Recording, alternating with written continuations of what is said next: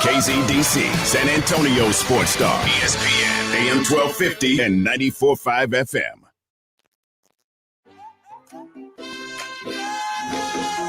James Pledger, Jack Thompson, the Saturday Morning Hangover. Good morning, San Antonio. Welcome into your hangover without the headache. That's right. This is the Saturday Morning Hangover right here on San Antonio Sports Star, ESPN AM 1250, 94.5 FM. I am joined, as always, to lead off the show by my dude, Jack Thompson, coming from parts unknown. What's happening, Jack? What up? What up? Apparently you're freezing. Yes, I am freezing and, just ready to talk some sports. I mean, I get it, but I just love how we've got the technology to do all these things, right? Yep. But that technology is solely based on the fact that you have electricity. Yep. And at some point last night, that crazy windstorm knocked out the power. So you've had quarantined. I have no power, so that's a blast. I mean, it's a great way to start off the weekend. Freezing in the dark. Freezing dark, yeah. Confused. I mean, the real thing is, as long as the power's back by, let's say, I don't know, 3:30 tomorrow, you should be fine. Yeah, I mean, that is the big time that it needs to be ready for sure. Because your Dallas Cowboys, oh yeah, 12-5, into the playoffs, champions of the NFC East, have a wild card game against the San Francisco 49ers that brings back a lot of memories for a lot of Cowboy fans when you talk about Cowboys Niners. Mm-hmm. It reckons the glory days that everybody so fondly remembers, even though those were over 30 years ago almost. I mean, yeah, it's before my time, so it's hard for me to really speak on those teams, but I know that the hatred kind of runs deep, especially hearing Moose Johnson talk yesterday on the Blitz.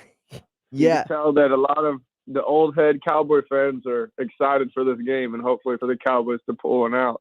And Moose brings a different perspective, having played in those games that either kept him from a Super Bowl or launched him to Super Bowls, because Cowboys-Niners was the matchup back in the day. You talk about just great football, and I do believe that this game has the chance to be an incredibly good and close football game, because I look at the way that this game lines up,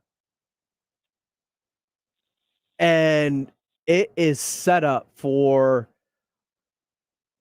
strength on strength in terms of what the Cowboys do well, pass the football. San Francisco has at least had some struggles in that area in terms of defending the pass. Now they can get after the passer like nobody's business with people like Nick Bosa and that defensive front. But you also talk about the Cowboys' offensive line, perceived strength of the team for most of the season, fully healthy. Tyron's back, Lyle's back, Zach Martin, an all-pro once again. Yep. And then you talk about weakness on weakness. The Cowboys have struggled this year to beat teams that have run the football consistently against them. And if there's one thing we know about the San Francisco 49ers, if they're going to win, they want to run the football, and they want to run it extremely well. Oh, yeah. I mean, they've got Deebo Samuel, who on the latter part of the season has like 5 or 6 straight games with at least one rushing touchdown as a wide receiver, and he's the first to do so. That's pretty wild. Yeah, and he was the first receiver with like 1,400 yards receiving and 800 yards rushing. Yeah, so definitely whenever he's on the field, you got to have someone keeping eyes on him at all times, especially if he's in the backfield. But then, I mean, Elijah Mitchell there, unsung rookie who has stepped into the spotlight after they had drafted Trey Sermon high and also had Raheem Mostert first on their depth chart, has really stepped into a really prominent role in showing that he's a legit NFL running back. Yeah, I mean, you look at Elijah Mitchell, you look at Deebo Samuel, they drafted Trey Sermon, who has either been hurt or just not used this year. I mean, they've got weapons upon weapons to run the football with, and all they asked Jimmy Garoppolo to do is not turn the ball over. But luckily, that's kind of been the Cowboys' bailiwick this year, is getting turnovers, whether it's via fumble, Michael Parsons getting to the quarterback, or Trayvon Diggs just picking balls off.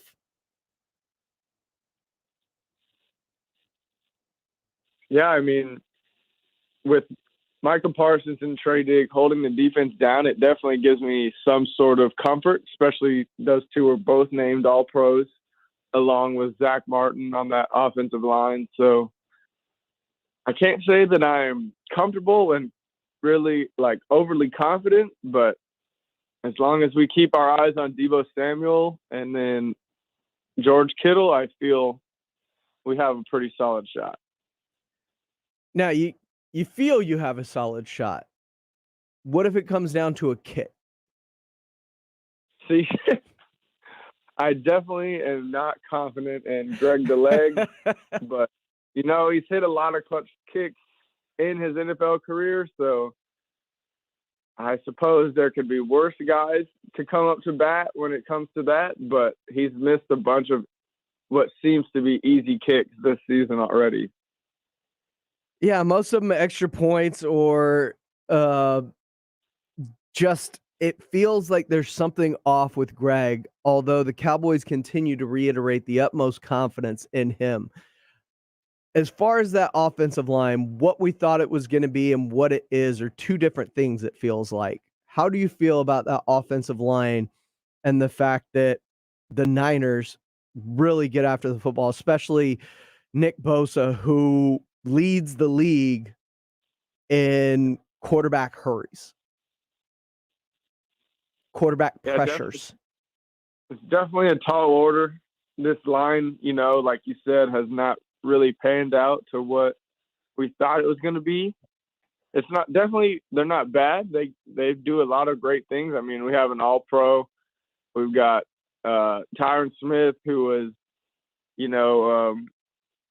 voted to the Pro Bowl as well. So we've got some really good pieces on the line. It's just a matter of we haven't always been able to have, everyone on the line all season to build continuity together. So yeah, week in and week out, when you're shuffling pieces, it's hard to really bring together a whole, unit.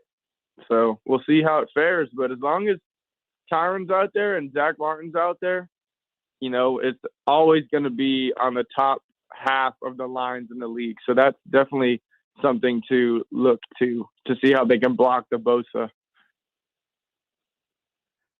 As Jag Thompson joining me right here on the Saturday Morning Hangover, San Antonio Sports Star, ESPN AM 1250, 94.5 FM. Of course, you can follow us online at sasportstar.com or just subscribe to our Facebook and YouTube pages. You can comment along, much like Hunter Hitch has, as he says, everyone's forgotten the 49ers rank at the bottom of the league in pass defense. Now, I mentioned strength on weakness. I mentioned the fact that you have CeeDee Lamb and Amari Cooper and Dalton Schultz and Dak Prescott, who the Cowboys love to throw the football against. One of the weaknesses of the San Francisco 49ers, which is their pass defense. Their pass defense is increased, though, by the fact that they get after the pass rusher with after the passer with Nick Boa and the rest of that pass rushing team. I mean, they have a weakness on the back end, but like any weakness, it can be masked with a good pass rush. And that's what you have to at least account for when you're talking about them. Now, if the offensive line and Zeke and Blake Jarwin coming back are able to buy Dak Prescott more time, then that's easily going to benefit the Cowboys in this matchup as much as they like to throw the football. Oh, yeah. Definitely it's going to fall down to the line strength big time in this game. We're going to try to exploit their weaknesses as they will try to exploit ours. And their biggest weakness, like you said, is on that defensive end, mainly in that secondary. So as long as the line can hold up and we can let our receivers go get after them, especially with how Cedric Wilson has come up and stepped up in the absence of Michael Gallup again. I mean, I'm definitely really confident in that group of the team.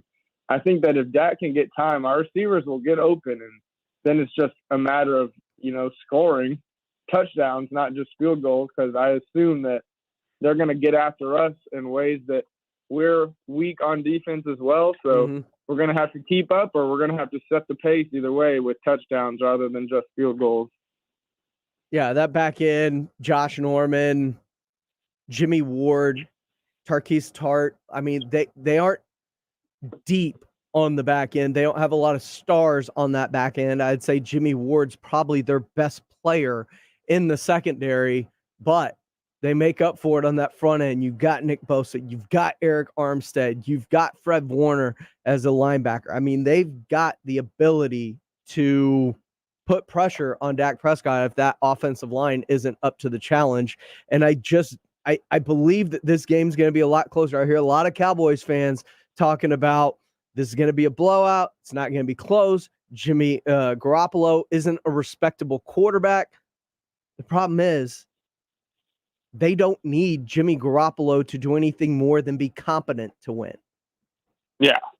And that's the scariest part about their offense is if that run game's going, everything else feeds off it. And that's one of the issues where the Dallas Cowboys have had trouble. Now, if the Cowboys offensive line holds up and they can't get pressure with Bosa or Armstead, then it's going to be a long day for San Francisco. And I can see how this game can get out of hand. But I don't know what we've seen out of this offensive line that leads you to believe that Dak Prescott's not going to face some pressure in this game.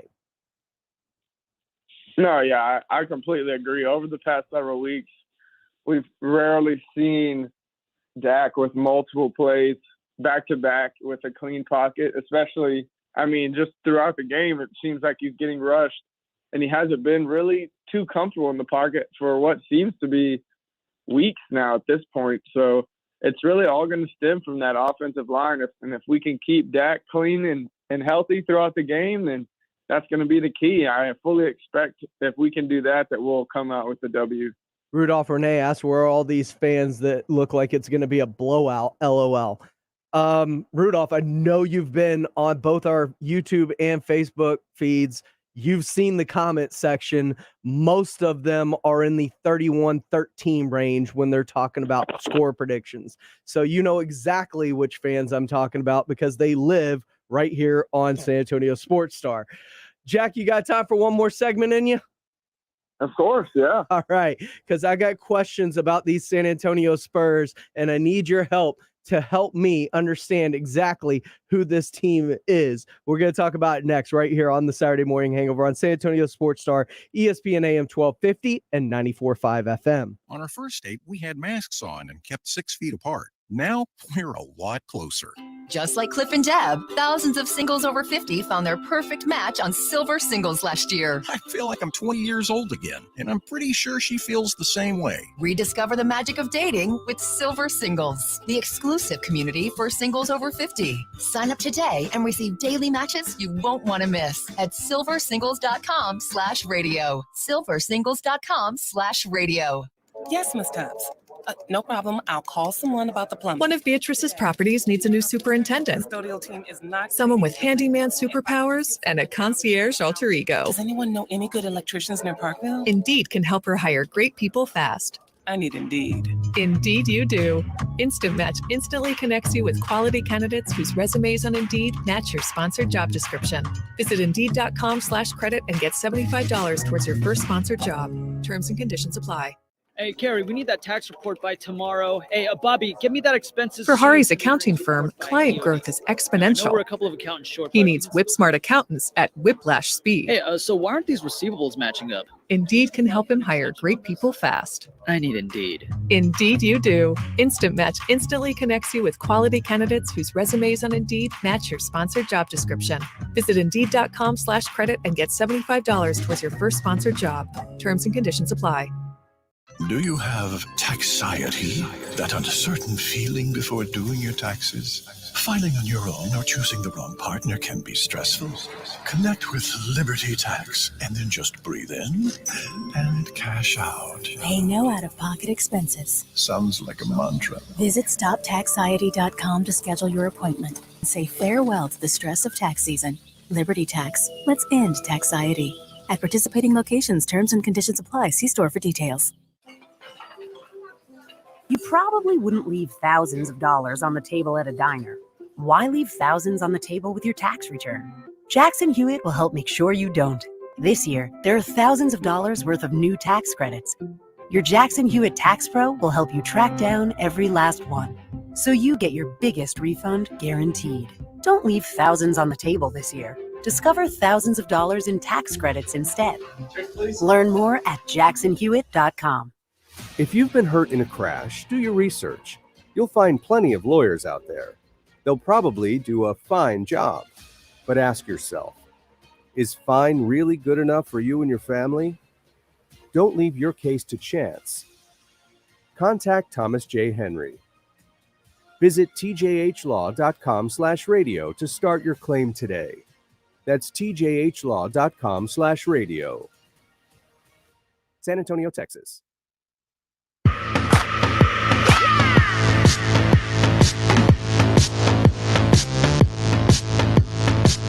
Welcome back into the Saturday Morning Hangover right here on San Antonio Sports Star, ESPN AM 1250, 94.5 FM.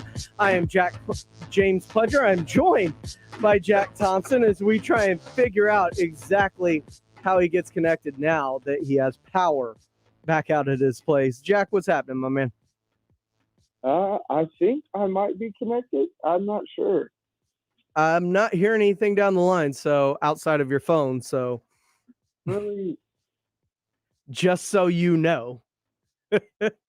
But let's talk about the San Antonio Spurs. Once again, they go in and they fall 114-109 to the Cleveland Cavaliers. This is yet another loss. It's 5 in a row. They've gotten healthy. They've gotten players back. And yet the outcome is still the same. DeJounte Murray balls out, but this team just can't quite put it together for 4 quarters as they have fallen to 15-27. They got a McDermott back last night. They have Keldon with 18, DeJounte with another 30-point near triple-double as he had 30, 14, and 8.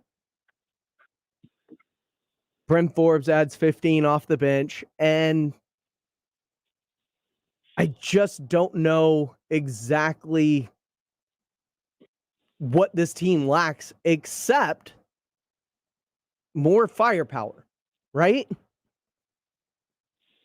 Yeah, I mean, it's just we're missing that second guy that you can just look to sort of go get a bucket, go get that stop, just make the right play. And while we have guys that can do that, we don't have anyone that does it on the consistent basis that especially DeJounte does, but even other players around the league that you need to sort of get your team into that next tier of, you know, teams that's got a shot to do something. I keep hearing this stat almost every game from Jeff Garcia of Locked On Spurs and Ken's 5. And he talks about the Spurs being 0 for this year when trailing after 3 quarters, no matter what that trailing is, whether it's 1 point or 10 points or 30 points. If they're trailing after 3, you can book it as a loss for the Spurs team.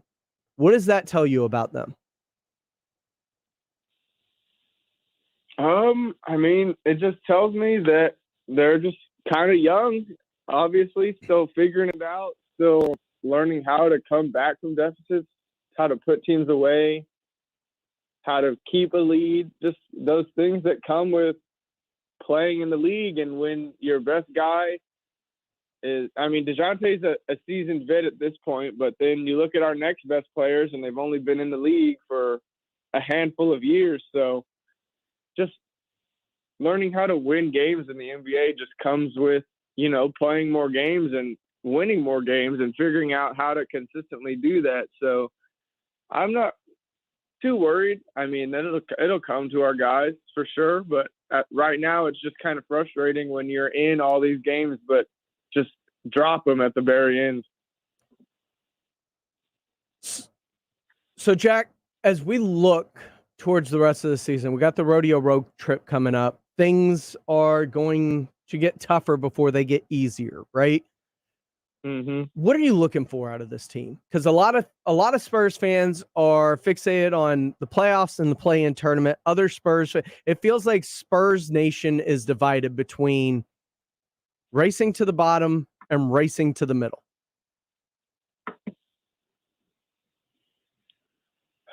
I mean, you know what side I stand on. Me and you have been Team Tank for seasons now. So, of course, I just want the Spurs to go out there, continue to be competitive. If we win games, you know, that's great. If we lose games, you know, that's also great. So as long as the Spurs go out there and just get better every night, don't digress in this road trip, and come to every game and show that they belong, and with another piece or two, show that they can be contenders for whatever they want to contend for, whether that's playoffs or a run or even the title game, then, you know, I'm just looking for those steps towards that. So as long as the Spurs come out and just go to work, keep their heads down and keep progressing forward, I'm happy with either outcome, win or lose. Now, Jack, the Spurs, we have seen some things that we like this year. I mean, DeJounte Murray has taken not just a step, but a leap forward in turning into a potential all-star caliber player.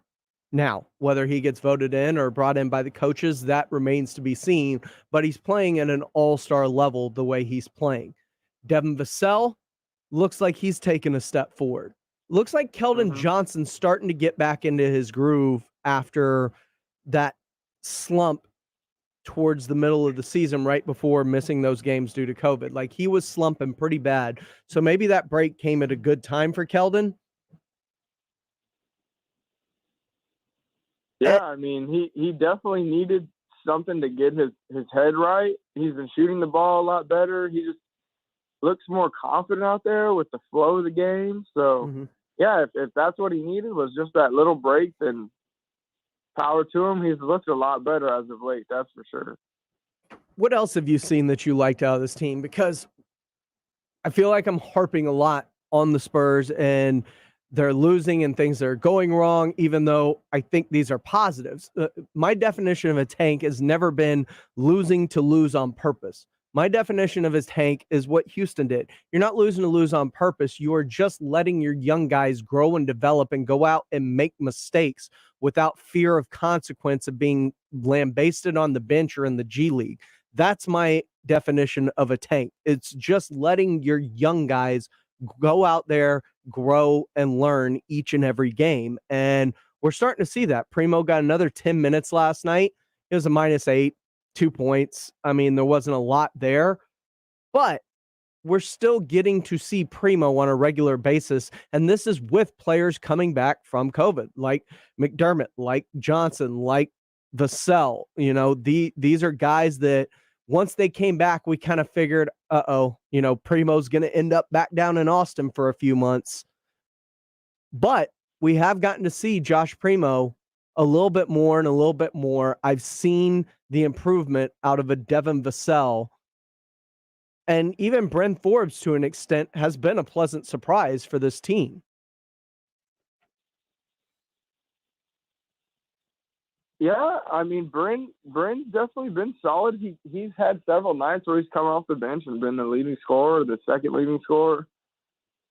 There's just something missing with these guys. I'm not really sure exactly what it is, whether it's wing depth or another big, or I'm not really sure where it falls, but I'm pleasantly surprised with the way guys are coming along. I mean, I love seeing Primo get all the action he's been getting, even though necessarily not night in and night out, it's translated to good numbers for him. But just to see him out on the floor getting burned against pros in the NBA, I mean, it's all going to pay dividends for him coming up through his career. So it's just all about keeping our head down and going to work. I mean, the Spurs, like you said, DeJounte's having a career season and he's still not getting much national buzz for it. So that should tell you right there that if we're not winning games or if we don't have a superstar, we're going to continue to be that sort of back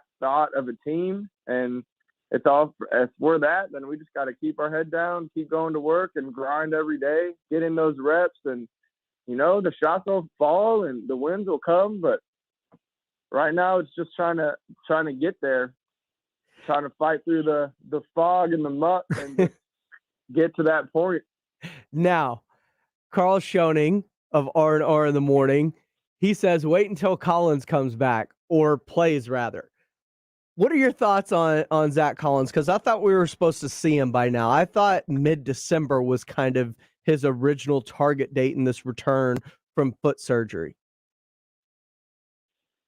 Yeah, I mean, I don't really have any thoughts on Zach Collins. I thought he was going to be back by now.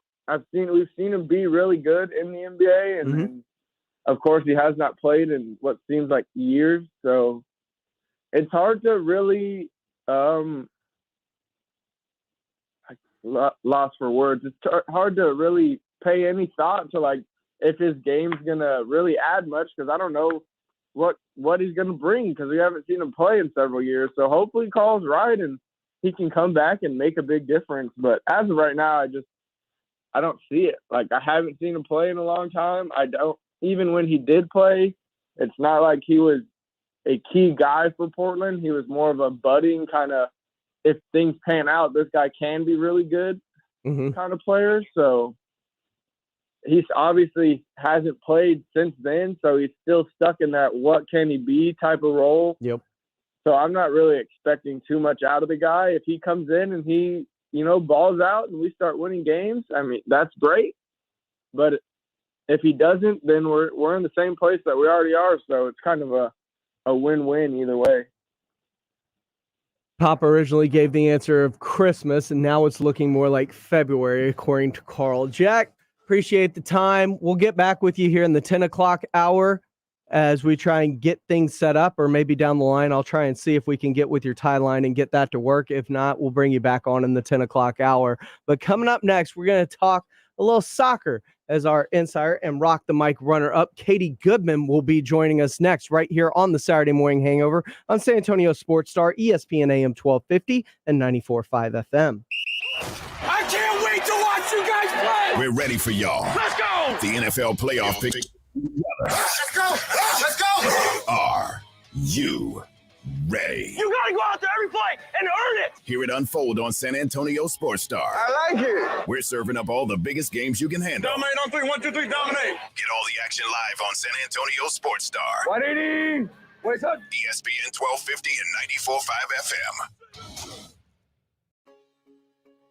Hello, I'm Dr. Torres, founder of the Institute for Functional Health here in the heart of San Antonio. Has the healthcare model of the past century let you down? This story sounds all too familiar. You see doctor after doctor, each one runs a few labs, prescribes a new medication, and invites you back in a few months for prescription refills, likely without a game plan. You're stuck in this endless cycle while, quite frankly, you don't feel much better than you did when you first started. Sure, your labs may improve. Your doctor may say everything looks normal, but you know better. You don't feel any better. This is exactly why I invite you to visit us here at the Institute for Functional Health, where we have reinvented patient care and are proud to invite you to the future of integrated modern medicine. We offer primary care for when you're sick or need prescription refills. But more importantly, our entire team focuses on finding the root cause of your symptoms and getting you off of your medications. So if you are tired of masking symptoms and are ready to get to the root cause of your problems, call us for a free consultation. 468-1891. 468-1891. I struggled with symptoms like frequent gas and stomach pain for years. I was bloated all the time with daily diarrhea. At first, I thought it was what I was eating. I kept thinking it was stomach issues. So I did my research and talked to my doctor, and we finally uncovered the truth. It was actually EPI. Exocrine pancreatic insufficiency, or EPI, is a condition where your pancreas is unable to help break down your food. It can lead to symptoms like diarrhea, gas, bloating, stomach pain, unexplained weight loss, and oily stools. And EPI symptoms can be confused with those of other common digestive conditions, like irritable bowel syndrome, Crohn's, and celiac disease. So getting to the right diagnosis meant being more open with my doctor about the severity of my symptoms and how often they were happening. But there's good news. EPI is manageable, so don't wait any longer. Use the symptom checker at identifyepi.com and schedule a visit or call with your doctor to ask, could I have EPI? Sponsored by AbbVie. Have you wanted to speak a new language but thought it'd be too difficult or take too much time? Then try Babbel.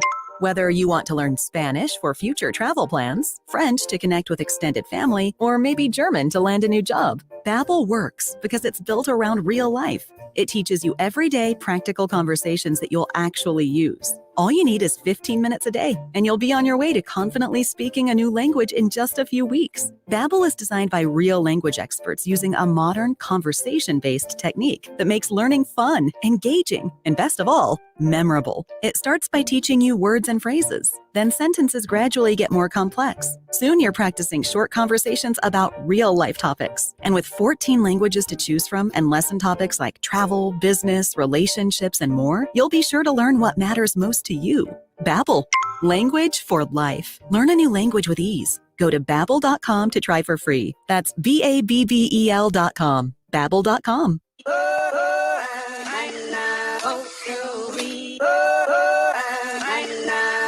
Hollywood Go. Go. Welcome back into the Saturday Morning Hangover right here on San Antonio Sports Star, ESPN AM 1250, 94.5 FM. And as always, we're on the go at sasportstar.com. Of course, you can join us via our Facebook and YouTube pages. That's where you could see our Rock the Mic semi-finalist and runner-up, Katie Goodman, who joins us now, as a lot's been going on in the world of soccer here over the last few days, including the MLS draft, where they kind of made some history there, huh, Katie? Yes. So we just had the draft a couple of days ago. Tons of college players there, around ages 20, 24, from top D1 schools across the country, all going to some incredible clubs. But the real star of this story is actually Axel K. He is 14 years old, and 14 years and 15 days old, making him the youngest ever player in MLS history to sign a contract with a major league team, right behind Freddie Adu, who was 14 years and 168 days old. And he held that record for about 18 years. So he just broke an 18-year record, and he now is the title holder of the youngest player to sign with a major league soccer team in the United States. So that's huge. He's only 14 years old. He was owning it in his league. So they moved him up to the U17 team, where he scored 6 goals in 6 games. And at that point, they're like, okay, I think you're a little bit ahead of your time. And, just like, think, what were you doing at 14? I know I wasn't playing at the U17 level. I mean, I was, I was not. trying to figure out how to straighten my hair and, how to not die on the soccer field. But yeah. The crazy thing is, I remember when Freddie Adu came out and the expectations that followed Freddie around after being drafted at such a young age, because he was the next great U.S. soccer player. He was going to help catapult us. I remember the narrative that surrounded Freddie Adu when he was drafted and started to play for the U.S. national team. Is there fear of that with Axel K? Absolutely. I think it's definitely, this club is taking a chance on one of their homegrowns. But here's the thing, they've seen him play from a very young age. And not only that, but he's hanging with a much older age group. which still, U17 is not going to match the speed of Major League Soccer. But I think the fact that they're getting to sign him is they know that probably in about a year and a half, they're going to be able to tell whether he's really going to be a long-term commitment or not. And so that's the thing about, these press releases and media. We hype these poor kids up like they're going to be the next big thing. But I think it's more of showing a commitment to their own club and to their own homegrowns, giving their homegrowns more hope that they can sign with the league that they came up through. There's such a huge gap right now between age 14 to 17 and age 14 to 24. I mean, so much physical development has to occur, mental development has to occur. It is a little early to call it whether or not, he's going to be the next big thing, but I wouldn't doubt that even if he doesn't stay with RSL, he might end up on another team. But again, there's a lot of players like Ricardo Pepi and on the other one, but there's a couple of players who have been in similar situations who were signed from a very young age into these MLS teams, and now they're on the U.S. national team, really making waves, doing big things. So it's not unheard of for someone to be this young and to do that well, but it's kind of a waiting game. We just got to wait and see how he does. And I'm aware that overseas this happens a lot. Manchester United, they sign players extremely young to their club team to try to develop them within their own system and bring them up. And that's kind of commonplace overseas. But when it happens here, it just feels like there is a much larger expectation placed upon the player than there is even when you're talking about the Premier League or when you're talking about La Liga.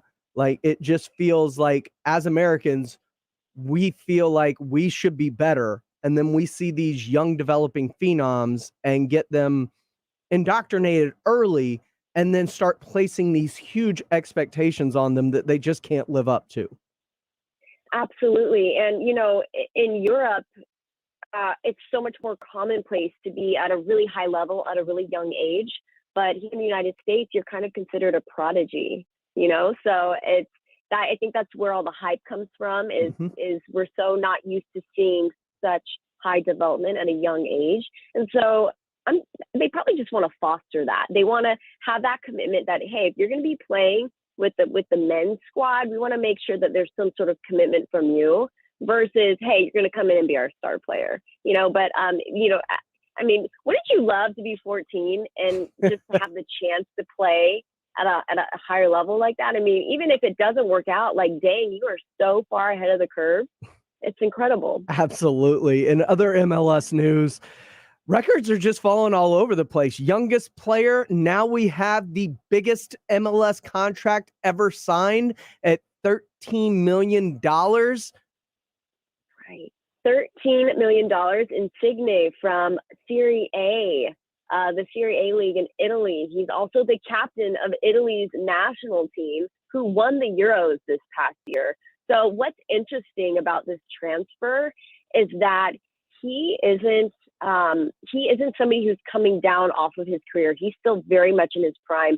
So not only is it breaking a record for being the largest contract in MLS history, but the fact that someone is coming over to the MLS from Europe in their prime is huge. And what's even more interesting is that Toronto FC is in 13th place in their conference at the moment, or they finished 13th place. So it's interesting to see how a team who has really struggled has decided, hey, we're just going to put all our eggs in one basket on this incredible player. But I'm really interested to see how that happens, because so much of the ability that these players have is because of the people surrounding them. They're playing at this incredibly high level. They're used to Italian soccer. So I'm interested to see kind of how that pans out and if it actually makes the difference that they're looking for. Yeah, and it's always interesting to see whether soccer, football, basketball, and with basketball, it's easier to get away with, but putting all your eggs in one basket usually tends to lead to a superstar versus the teams that evenly spread out their resources and try to make the team as strong as possible by filling in multiple areas versus just the one. So soccer is one of those where can the one person really make that big of a difference like in the NBA? Or is it going to have to be more like football where you have to allocate your resources more evenly throughout the team? Right. That's an interesting point you bring up because both basketball and soccer, they're both space games, right? You're both kind of moving, creating space, filling space to get into the goal or the net. But in this case, there's 11 players on the field. There's a lot more space to cover. I don't feel like it's easy to make it through with one mega superstar. But what's interesting is where did they get that $13 million from? And I feel like if they can get $13 million just out of the blue, who else are they going to start pulling through? They're starting to talk to his teammates. I know that much. There's rumor they're talking to some of his Italian teammates. So maybe I think if they could bring over a second or a third player of that magnitude, they would destroy the league. It would be very much a game changer, and it would put a lot of pressure on the other clubs to start kind of dropping those same dollar amounts. And at the end of the day, it's a money game. Mm-hmm. So if we can buy out Europe, then maybe there's a chance. Maybe there's a chance. That is Katie Goodman. She is our soccer insider and our Rock the Mic runner-up. The U.S. men's national team's getting ready to kind of conclude World Cup qualifiers as they got a couple of big games coming up here at the end of the month, starting with El Salvador. Right. I know that they haven't been playing up to expectations, but it feels like they're starting to turn a corner here in the last few matches. Right. I think it's one of those things that don't beat El Salvador on the 27th, then they don't deserve to go to the World Cup. True. I'm just going to say it. I'm sorry. They need to beat them. And, top 3 teams in our group go to World Qualifiers, so it's not unheard of. But they're only 1 point behind Canada and 1 point ahead of Mexico. So if they have a loss, they're SOL right now. So if they don't beat El Salvador, they didn't deserve it in the first place. Now, the last time they played Canada, they tied 1-1. We know Canada has really been bringing the heat lately. They're one of those teams that you don't know what to expect. But the thing is, they just lost one of their biggest players, or one of their biggest players is going to be sitting out, Alphonso Davies, because he's currently suffering a heart condition from COVID-19. So it's an inflammatory condition of the heart muscle. And so he's going to have to sit for quite a bit. He's going to be okay. But it's really interesting when you lose a big player like that. And then, to top it off, they're also going to be, the U.S. is going to be playing in Ontario. But the thing is, right now, the stadium is at 50% capacity. They're at a level 4 high risk in Canada. And prior to the game, that regulation expires. So we don't know if they're going to open it up to a full stadium or if they're going to close it down altogether. If they close it down, is it really a home field advantage? So it's going to be an interesting match. There's so many things at play here. I'm hoping we at least take a win or a tie. If we can take a win or a tie, we'll at a bare minimum make it into the World Cup. And it's going to be interesting, at least following this Davies thing, because we've heard about myocarditis and the effects that COVID-19 had on athletes, but we haven't heard much about it since early initial symptoms and kind of pre-vaccine talk. Like this was early in the pandemic that we started talking about myocarditis and the long-term effect it could have on athletes. So Alphonso Davies having to sit out because of this heart ailment, that just at least raises my attention level when it comes to all the athletes we've seen recently having to get diagnosed with COVID-19, whether it's a basketball or football. I mean, sports has been a hotbed of positives over the last month and a half, it feels. Absolutely. And then with the new variant, it's spreading like wildfire. And while they say the symptoms are far more mild, we still don't know the long-term effects. There's still very much a chance that you're going to see this starting to pop up with more athletes. And so then it begs the question, what is the next move here? Do we need to take fans out of the situation again? Do we need to somehow have stricter enforcement with getting these people into the game. So, for example, the U.S. men's national team, they've also been hit pretty hard at their camp recently with COVID. And so what they've started doing is just really bulking up their roster. Everyone has to go through multiple tests before they even get in the plane. They're taking private planes. They're quarantining. They're trying to quarantine as far advanced as they can in the country that they're going to play against. So it's one of those things where they're doing everything they can, but it doesn't seem to be a way to fully avoid it. I feel like it's something you could do. You could just go to the grocery store and pick it up. You know, you can go to a gas station and pick it up. It's so crazy to me. She is Katie Goodman. She is our soccer insider and our Rock the Mic runner-up. Katie, thanks for your time this morning. Thank you for having me. When we come back, we're going to talk about the rest of the NFL playoffs, get you ready for Super Wild Card Weekend right here on San Antonio Sports Star. This is the Saturday Morning Hangover right here on 1250 AM and 94.5 FM. It's time to get your hoops on. The NBA season is off to a fast start. North, south, east, west. Step back for three. Bang, got it. The courts are firing with board busting and rim wrecking in your face balling. Deep three straight away. Oh, we got another one. And we got it all covered. Everything a fan like you wants and then some. Hammers a right hand dunk. Get the latest on your game on San Antonio Sports Star, ESPN 1250 and 94.5 FM. And now an important message from Exergen. A critical new FDA study proves that non-contact thermometers are not accurate. They also have inaccurate information on their labels regarding accuracy. New COVID strains are on the rise, and non-contact manufacturers are being irresponsible at a time when accuracy matters. Accurate temperature measurements are essential. Switch to Exergen because they are accurate and backed by over 100 clinical studies. Be sure, be accurate with Exergen. Learn more at Exergen.com. Ready on take one? Ready. Okay, this is a crucial moment of the audiobook, The Big Escape. Chapter 9. They had waited long enough when finally the clock struck midnight and... Wait, where are you going? Nope. When you need a taco, you need a taco. Try the beefy melt and Fiesta veggie burritos. Just $2 each, only at Taco Bell. And that's my time. I'm not the voiceover guy too, but guess I'll read the legal copy. At participating Taco Bell stores for limited time only. Price and participation vary. Tax extra. Taco Bell vegetarian items allow for dairy and egg consumption. Preparation methods could lead to cross-contact with meat. Visit TacoBell.com for full details. Better sleep means a better you. That's why Mattress Firm made the Rest Assured Promise, featuring the best mattresses from America's best brands, like the Timber Breeze collection, so you can sleep up to 8 degrees cooler. Available now with a $300 instant gift, good toward sleep accessories. Our sleep experts have over 200 hours of training, so you can rest assured we'll find the right bed for you. Only at Mattress Firm, America's #1 Tempur-Pedic retailer. Offer valid with qualifying purchase. Restrictions apply. Valid at participating locations only. For offer details, visit mattressfirm.com/sale. On our first date, we had masks on and kept 6 feet apart. Now we're a lot closer.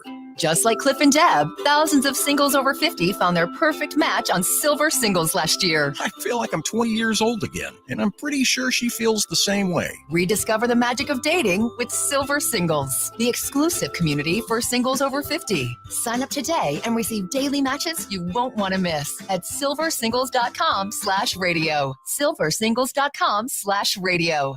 I know you've been waiting a little bit longer than normal. Jen's manicure spot needs an extra pair of hands. Who's at the front desk right now? Someone who's handy with everything from nail files to spreadsheet files. Deidre's not coming in today, but we have that whole bachelorette party. Indeed can help her hire great people fast. I need Indeed. Indeed you do. Instant Match instantly connects you with quality candidates whose resumes on Indeed match your sponsored job description. Visit Indeed.com/credit and get $75 towards your first sponsored job. Terms and conditions apply. Viva Fitness! Fiesta Fit Fest is coming to San Antonio, April 8th through the 10th. Get geared up to party and celebrate all things fitness. Headlined by Letap San Antonio, a Tour de France cycling event. Cyclists of all ages. The Letap San Antonio presented by HEB is for you. Celebrate the only Tour de France amateur cycling event in the U.S. in 2022. Register today at fiestafitfest.com. Sponsored by HEB, Thomas J. Henry, Michelob Ultra, Valero, University Health, and Expel.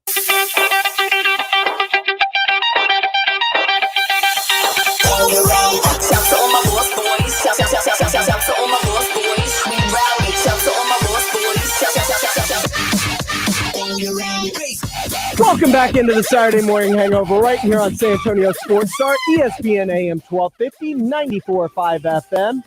I'm James Pledger. I'm joined by Jet Thompson. Sorry, James. if we can ask Katie about the ability to change the contract from guaranteed to incentive-based like the men for the women's national soccer team. That is a great question. I'm sorry I could not get to that. I am joined right now, though, by my dude Jack Thompson as we get you set for the rest of Super Wildcard Weekend, as it's called. And we got some big games coming up. Of course, outside of the Cowboys, we'll start with today's games, okay? And looking at today's games in the NFL, the first game we get today is going to be one of my favorite games of the weekend, actually, in terms of Bengals Raiders. You got Joe Burrow, Jamar Chase, and the amazing story that is with them coming in, winning the AFC North, getting a playoff berth, and then the Las Vegas Raiders earning a wild card seed after everything that they've been through with John Gruden, with Henry Ruggs, with Crosby. Like, they've gone through so much internal struggle, Jack. Rich Bisaccia now coaching, Derek Carr. I mean, this team has dealt with a lot this season and somehow found a way in the middle of the year to right the ship, make a playoff push, and then close it out to not only make the playoffs, but also increase their seed to where they didn't have to play the the Chiefs in the first round of the playoffs, and are now at least have a better matchup for themselves in taking on the Bengals. Who do you like in this game, Jack? Yeah, it's tough. Both teams. I mean, Joe Burrow has just been clicking over the last several games. Over the last 2 games, he put up historic numbers, like 1,000 passing yards, and I don't know, it was like 10 or 12 TDs or something crazy like that just over the past 2 games. So it's hard to root against a team or bet against a team that is so hot at the right time. But something about this Derek Carr-led Raiders team, I mean, they've been basically in the playoffs for 5 or 6 weeks now, in which they had to win every single game to get to where they are. And they've been taking care of it. Last week they did the same, and Derek Carr has, I think, 6 or 7 game-winning drives this year in which they win with a last-second field goal. I think this is going to be a really good game. I mean, either team I feel like has a really good shot to win. I kind of lean towards the Bengals just because their offensive weapons are far superior. But I don't know, something about this Raiders team. I think they could sneak up on you and take the Bengals down for sure. I also think it's the Bengals. I just think they have too many weapons offensively, as well as the Raiders have played. I just believe the Cinderella story. And when it comes down to it, I trust Joe Burrow more than I trust Derek Carr, which is crazy to say because Derek Carr's had a phenomenal season. But Joe Burrow, Jamar Chase, T. Higgins, Tyler Boyd, Joe Mixon, there's just so much to like. The one thing that can be the downfall and the Achilles heel when we talk about the Cincinnati Bengals is that offensive line. And if the Raiders can get a ton of pressure on Joe Burrow, they can make this game extremely ugly, and that gives them a chance to win it. Oh, yeah. If the Raiders D-line can get after Joe Burrow, kind of make him uncomfortable, then this game could change very quickly for sure. And that's one of the strengths for the Raiders too. So I think this is going to be a really, really good game. I think it's going to be probably pretty high scoring. I think these two are going to go at it, and they both are gunslingers. They love to throw the ball downfield and push it. So I think this is going to be a fun, pretty high scoring game, I got to say. This very well could be the best game of the weekend. Like, when all's said and done, this could end up being one of our best games. And the second game of the doubleheader tonight at 7:15, we get Tony Romo calling the New England Patriots and Buffalo Bills. Buffalo won the AFC East at 11-6. New England earned the wild card berth at 10-7. Now, New England won the game earlier this year against Buffalo, but that was in dreadful conditions. But we did recently hear Josh Allen, not a fan of below freezing temperatures despite playing at Wyoming and now in Buffalo, says the cold affects his circulation and his feet go numb. Mm-hmm. Who do you like in this playoff game? Because if you were to say straight up level playing field, I like Buffalo. But when it's cold, when it's the playoffs, I like New England. I like their defense. I like Bill Belichick. Yeah, I mean, it's hard to root against Bill. He's definitely one of the best to ever do it. There's no doubt about that. But I think I still lean Bills as long as the weather outside of it being cold isn't bad.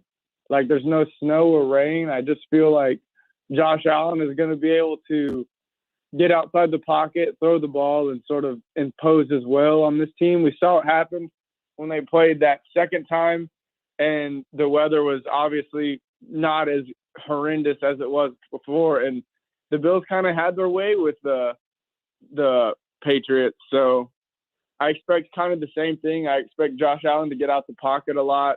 I expect him to run on some designed and QB scrambles pretty frequently. Mm-hmm. And I feel like if he can get 70 yards plus rushing, then this will be an easy game for the Bills. Yeah, it'll be an easy game for the Bills if all that goes according to plan. But I look at what Buffalo's doing. The one thing that's changed with them is they're running the football a lot better behind Devin Singletary. Like that running game has been more substantial here late in the season than it was early in the season. And I think that gives Buffalo a pretty good chance to win. The problem is I have a really, really tough time picking against Bill Belichick and that Patriots defense in the playoffs in the first round. It's incredibly hard. And while everything tells me Buffalo's playing better down the stretch, Josh Allen is the better quarterback. They're running the ball better. Something about New England just feels scary. Like they've got one big shock in them in the postseason. This might be it. Well, it has to be if they're going to advance at all and have any shocks. But I do think New England does have a chance to take this game up in Buffalo, especially with the conditions down around 0 degrees. Taking a look at Sunday's early game, Philly and Tampa. Tampa's running away with this, right? Yeah, I mean, barring Tom Brady melting down and throwing a bunch of interceptions, I can't imagine how Philly walks away with this game. Also, Sunday night, we got Kansas City and Pittsburgh. That's just Ben Roethlisberger's retirement party, right? It seems to be that way. I mean, with what he said to what came out about what he said to his team, that was pretty wild. It seems like he may have been deflecting and trying to keep Kansas City off their guard, but still, to say something like that to your team to where you say that you're one of the, I don't know, he said like the 14th worst team, or they don't even belong in the playoffs, something like that. I mean, that's just wild to hear. And lastly, Monday night, capping off Super Wildcard Weekend, first ever Monday night playoff game. Plus, we'll have the Manning cast for this one, so that'll be fun. To me, it boils down to which quarterback do you trust more in the playoffs? And to me, that's Kyler Murray. Yeah, I mean, I definitely trust Kyler more than Matt Stafford, but I don't know. The Rams are the better team, hands down. Yeah. It's just something about Kyler's weapons I don't feel too comfortable. I know they're going to have James No Conner back. faith in your Aggie, Christian Kirk? Hey, Christian Kirk's good, but he's not a number one. So without D-Hop, these weapons just don't really scare me, and I feel like if the Rams can get ahead early and keep Cooper Kupp involved and Odell capping the defense off, I don't know. I think the Rams could definitely take it too. He is Jack Thompson.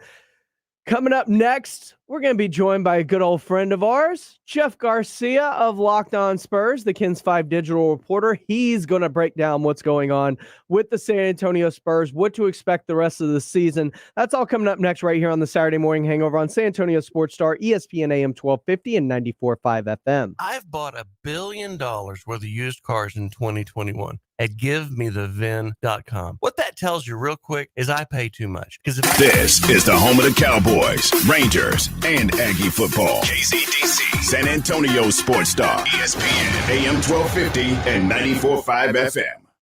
This is Sports Center. Hello there. I'm Mark Robbins. It's not wild card weekend in the NFL. I've bought $1 billion worth of used cars in 2021 at GiveMeTheVin.com. What that tells you real quick is I pay too much. Because if I didn't pay too much, I wouldn't get that many bought. And everybody loves us. Check out our reviews online. We've bought $1 billion this year already. We're the best, period. End of story. GiveMeTheVin.com. America's best used car buyer. Sell us your car. Sell us your car. GiveMeTheVin.com. So easy you can do it in your underwear. And now a small business setback is assessed by a beloved family pediatrician. Oh, hey, Tiger. Big scary tree branch give your work truck a boo-boo? Yeah. Wow. See this thing on my phone here? It's the Progressive mobile app. Just push that little button there and report your claim. Attaboy. When owning a small business gets painful, Progressive Commercial is here to make it all better. Get a quote in as little as 6 minutes at ProgressiveCommercial.com.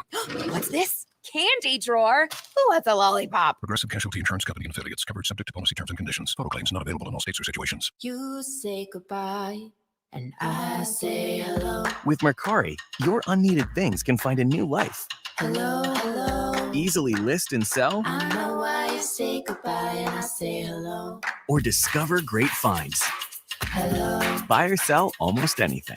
You say goodbye, and I say hello. Download Mercari on the app stores or at Mercari.com. Mercari, your marketplace. I struggled with symptoms like frequent gas and stomach pain for years. I was bloated all the time with daily diarrhea. At first, I thought it was what I was eating. I kept thinking it was stomach issues. So I did my research and talked to my doctor, and we finally uncovered the truth. It was actually EPI. Exocrine pancreatic insufficiency, or EPI, is a condition where your pancreas is unable to help break down your food. It can lead to symptoms like diarrhea, gas, bloating, stomach pain, unexplained weight loss, and oily stools. And EPI symptoms can be confused with those of other common digestive conditions, like irritable bowel syndrome, Crohn's, and celiac disease. So getting to the right diagnosis meant being more open with my doctor about the severity of my symptoms and how often they were happening. But there's good news. EPI is manageable, so don't wait any longer. Use the symptom checker at identifyepi.com and schedule a visit or call with your doctor to ask, could I have EPI? Sponsored by AbbVie. The Roo Pub is the best place to watch a game. Football, basketball, the big fights, they have them on at the Roo on their 3 massive 170-inch laser screens and TVs all around. Come hungry, the food is fantastic, and the kitchen is open until 2 a.m. every day with the full menu available. The Roo Pub has the best darts area in town, indoor cornhole and weekday happy hour from 11 to 6. For lunch, dinner, or late at night, and the best place to watch a game, get into the Roo Pub at 281 in Redland Road. We'll see you at the Roo. James Pledger, Jack Thompson, the Saturday Morning Hangover. Good morning and welcome into the second hour of the Saturday Morning Hangover right here on San Antonio Sports Star, ESPN AM 1250, 94.5 FM. And of course, we are always on the go at sasportstar.com. I am joined now by Kins 5 digital reporter and host of the Locked On Spurs podcast, my man, Jeff Garcia. Jeff, what's going on, my brother? Nothing much, man. Started watching Eternals. I forgot that it's a kind of a long movie. Yeah, it's really long. Really? Yeah. I saw half of it. I'm kind of, I guess. It picks up, James, don't worry. Assured me it's going to pick up. It's going to pick up. You'll be fine. Hopefully. Let the story build. Yeah, love the Eternals. At least the look of them. Very, close to the comic. Very close. They're not as bulky.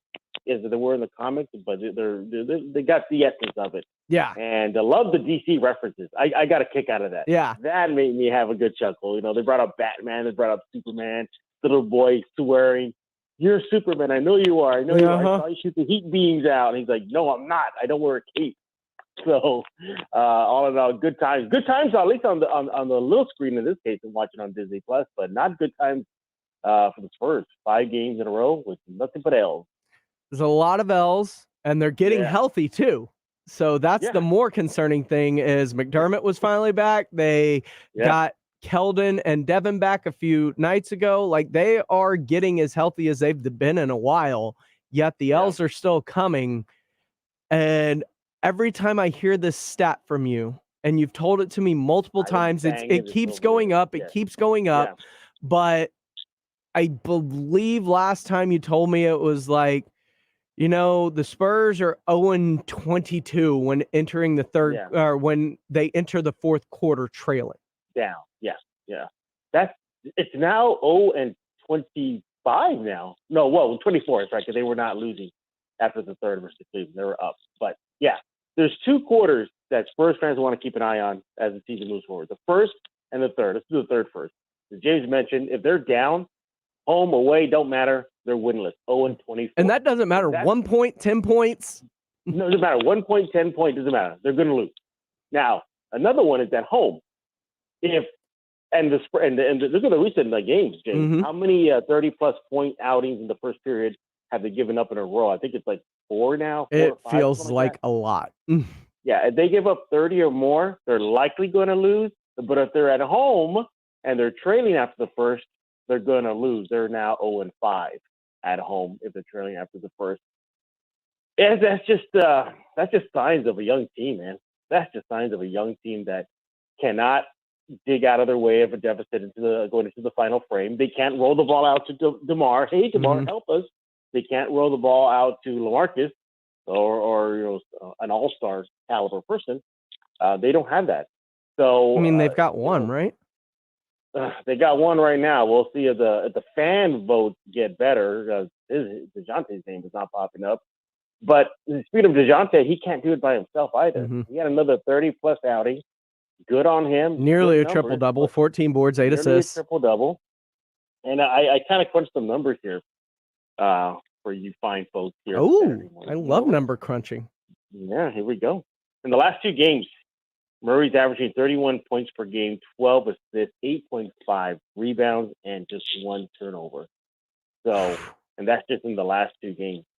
So he's doing all he can, James, but he needs help. And although reinforcements are coming, Doug McDermott came back yesterday, but he said it himself post-game. I'm rusty. I haven't played in a real game situation. The most he got during his quarantine period out in Detroit, because that's where he was just basketball by himself. That's all he was allowed to do. So now he's back. Well, apparently that's more than even DeJounte got to do, because he was very upset with the quarantine rules when he was positive. Yeah, he was in super lockdown. So, McDermott's going to come back. White is hopefully coming back tonight. The injury report is not out yet. Trey Jones. But you got to wonder, James, is that even enough? Jones, White, defensively, I think White will help. Defense wins games, so hopefully it'll translate to W's. But, this team is struggling on the offensive end, too. Vassell, he's doing his best. I mean, Keldon, 18 points last night. Played well. Still wasn't enough. Can I bring this up real quick while you mention Keldon? Ahead, I don't know if I like short-haired Keldon. We talked about this yesterday. I'm glad you brought this up. This is like long hair Manu and then short and bald Manu. This is similar to that. This is short hair Keldon and poofy hair Keldon. Yeah. Poofy hair Keldon plays well better than short hair Keldon so far. Is it like Hercules, to cut the hair? Powers. But yeah, Keldon is, James, technically you look across his stats this season, they're up. Yes, and that's the thing. Up. We had such such high expectations for Keldon coming into the season, probably unrealistically high expectations if we're going to be honest with ourselves in terms of making a jump. We expected him to take a jump a lot like DeJounte's taken this year. But DeJounte's how many years into the league? Yeah, 6 years into the league. So, I mean, he's a vet. He's now a vet. We can't look at him as the young guy anymore. He is a veteran. And look, for Keldon, this is his first real NBA season. This is the real deal. 82 games, fans. 82 games. He doesn't have the creature comforts of a bubble. There's no traveling. There's, sleep in your own bed, game in, game out in Orlando. There's not the quick wrap up to a season as they saw in the pandemic season where it was just a few games where once he got recalled from Austin to San Antonio. Now it's the real deal. We should be real as well. And we didn't put enough stock in that, especially with him coming off of a very long off season with Team USA. Yeah, I mean, maybe he's seeing some side effects of that, a little bit slow in his step. But, I mean, it's weird with Keldon because we highlighted right now, his numbers are up. His three-point shooting has taken a dramatic step up in recent games, but yet there's still something lacking. And I think that is that dramatic jump that, I guess as we're talking about Marvels and Marvel and DC, is he going to be the Robin to what DeJounte Murray Batman? Well, just somebody who can take over a game. Yeah. Like when Murray either doesn't have it going or needs help, just someone who can help take over. Right. And I thought we would see that when Murray was out with the health and safety protocols. I thought, okay, now maybe the offense is going to flow a little bit more through Keldon. This makes sense. Maybe that was kind of tripping him up, because DeJounte's star is rising fast. Let's just see what you got, Keldon. And then what happened to him? He gets hit with COVID. Great, here we go again. So, yeah, look, I'm not mad at Keldon. I mean, the numbers show he's playing good. He's the second leading scorer. He's among league 3-point shooters right now. But it's just something missing. Now, you keep a close, watchful eye on the Spurs. Yes, I do. A lot of these issues have been defensively and everything have been without Derek White in the lineup. Right. Does Derek White provide that much of a boost defensively when he's in? I think he does. I think there's you lose a guy who's free and willing to take those charges. You lose a guy that can clamp up some of the best players, perimeter players that is in the league. I mean, ask Trae Young in Atlanta. Trae Young has usually difficulties versus White defensively. Maybe you don't see, some of these players in this losing streak go off for their numbers. But I think that will help a big boost. The team, the players keep hitting this over and over again. McDermott said it last night. Keldon said it recently, saying, once we're back, I mean, I spoke to Vassell ahead of the game versus the Cavs. And, he told during the media session that, we're not back yet. He says, we will be a great team defensively. He highlighted defensively once everybody gets back. And I guess he's assuming Trey Jones. Trey Jones is pretty good defender. So the players believe that this team can be a threat when healthy. But then you kind of put that side by side to what Pop says when they get the L's. And what does he say, James? Every time. This team cannot afford to make mistakes. This team has to play near perfect basketball. And I think that is the situation this team is. They're young. They're asked to do a lot. Primo even said it recently as well, ahead of the Cavs game, saying that he's been thrusted into a situation that maybe he wasn't expecting. He embraces it, but he's having to shoulder more responsibility than maybe he anticipated this rookie season. Esteban Ramon on our Facebook live feed asks if we're making any moves before the trade deadline on February the 10th, or if they're letting Thab walk for nothing, a lot of the same way they did with DeMar DeRozan. Well, I mean, they eventually got Thad Young for him, but LaMarcus Aldridge. And that's not the only trade rumor, as it looks like Home Sweet Home is poking around for Jakob Poeltl. Yeah. I just anticipate first to Esteban's question or comment. Yeah, Thad is the obvious. I mean, there's a reason why he's not playing right now. The writing's on the wall. He won't be a Spur. Historically, they don't make deals. I don't think they're going to blow this up. They're not going to do it. I'm sorry. This is the team they're going to go with minus Thad after the trade deadline. Maybe a move here and there in the waiver wire, as they always do. They'll pick up that one guy that a team lets go and sign him for a minimum and see what happens. Mm-hmm. And then there's the Pirtle rumor via Mark Stein. There's some financial issues for Toronto to make it happen, but I mean, is this kind of a chance for the Spurs to maybe get what they really wanted in the Kawhi deal? Pascal Siakam? I'm Ron Burgundy. OG, I mean, I would be down. Yeah, I'm down. And the thing about it too, the Spurs can up the ticket price too. I mean, look what Pirtle's doing this year. He's actually not just a defensive beast, but he kind of turned into a little bit of an offensive threat. So yeah, if you're San Antonio, you're kind of like, okay. But would they trade Jakob? Because Jakob is their only true big for the most part. They've got Jacques, they've got Drew, but neither of them are true real fives. Yeah, no. At the end of the day, I don't think they do it. Even if Pascal Siakam's involved, Toronto will have to put something like that on the table. Okay, like here's Pascal, and here's maybe a draft pick. Okay, something like that. But I just don't see it. However, James, I mean, you could go small ball with that kind of lineup. Very small ball with that.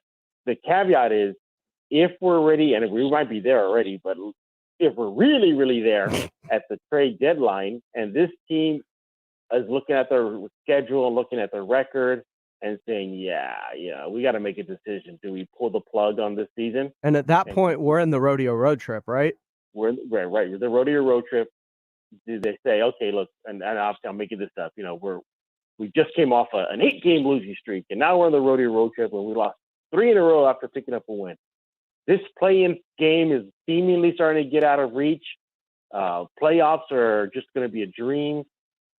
We're in a rebuild mode right now. I mean, that's what everybody's saying to start the season. So, Toronto, let's chat. Let's talk.